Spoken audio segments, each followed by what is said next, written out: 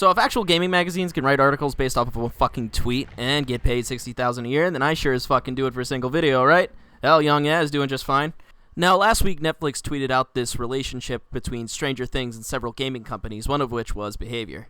Now, I only watched like 4 episodes of Stranger Things while lounging on my roommate's TV, so it's worth mentioning that anything I say is not coming from an area of expertise. Unfortunately for you, no one's here to stop me, so I'm going to do it anyway.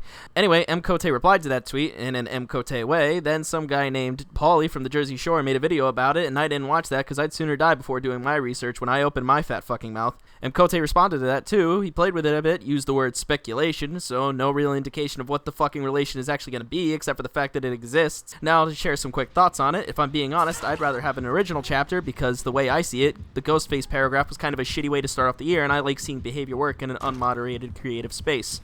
Though I do see the possibility for a new chapter based off of Stranger Things, mainly because it fills the 3 components for an actual chapter. For one, the monster in Stranger Things, the Demogorgon, has a unique sensibility that might translate well into gameplay. Since I don't actually know what the fuck it is though, join me on a quick pilgrimage to the Stranger Things wiki. Most of these are basic ass killer stuff, but there's one detail that seems to be more malleable for gameplay purposes: the power of interdimensional travel. Perhaps this killer would have a pocket dimension that survivors can get dragged into, with its own set of rules and penalties. Granted, they tried that for Freddy, and the survivor can be Cop Man from show. I doubt they'd use the kids, since you can't go slamming children on meat hooks as fun as that is, but Cop Man looks much more killable.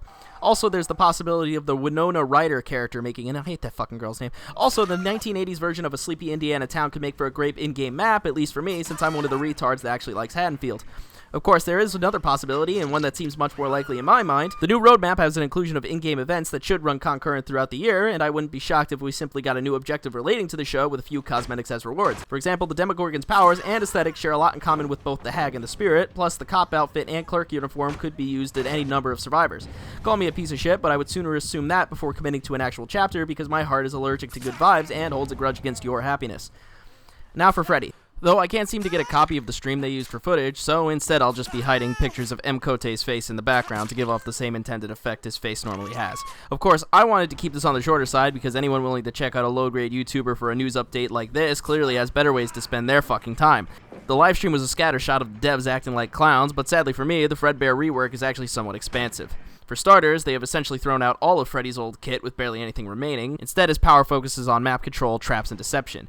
His new power lets him teleport to any generator on the map, which will begin spitting out blood to give off a warning to any nearby survivors. He can also create snares on the floor that'll slow down people who walk over them while also revealing their location. Something that can be done by swapping out the add-ons will instead replace the snares with a false pallet that will explode into blood when used.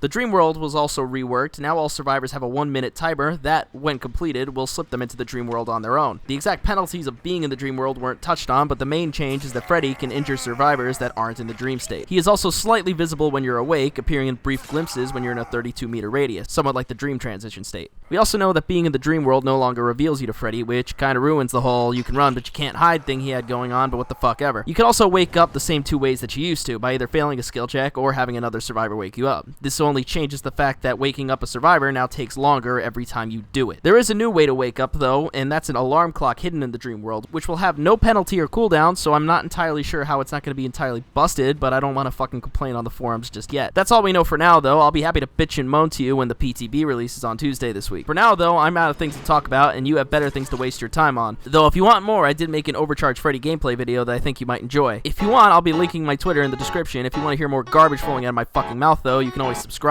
I'd love to hear anything you have to say in the comments, and I'll catch you next time. Young out.